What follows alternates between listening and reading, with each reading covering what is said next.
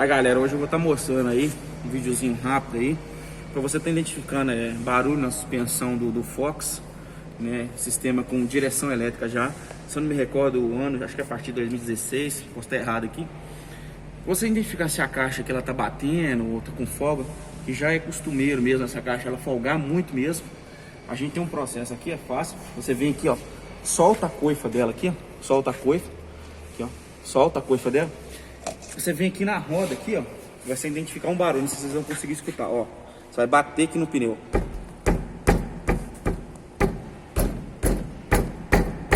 Ó, ó. Você põe a mão aqui, ó, no axial aqui, ó, você vai sentir que ela vibra. Ó, ó. Se você forçar o axial para baixo, ó, já não tem barulho mais, tá vendo? Já não tem barulho. Se você vir aqui também, aqui, ó, mostra aqui.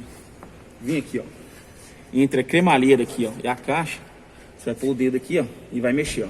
Você sente que ela tá, ó, o barulho. Se você forçar, ó, ela já para, entendeu? Isso aqui é uma bucha que tem aqui, entendeu? Isso é uma coisa bem simples. Tem essa bucha aqui de reposição no Mercado Livre e tudo mais, mas a gente prefere a gente fazer uma bucha sob medida. É uma bucha mais resistente, que vai, né, suportar mais esse piso nosso, entendeu? A gente fez um teste aqui também no lugar pra gente verificar a folga do lado esquerdo.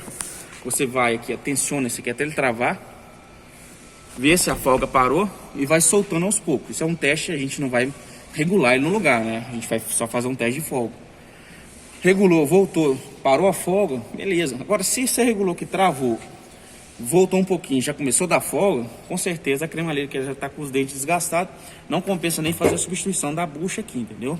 Já pode até condenar a caixa, entendeu? Isso com o carro, gente, alinhado, com a direção alinhada, entendeu? E outra, essa bucha aqui ela não pode ficar muito justa, entendeu?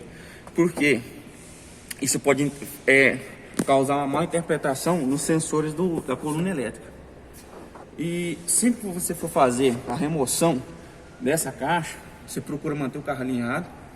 E sempre que você voltar e plugar, volta ele o máximo alinhado possível, para poder não atrapalhar o sensor do ângulo, e não fazer uma leitura errada e ficar acusando alguma falha, entendeu?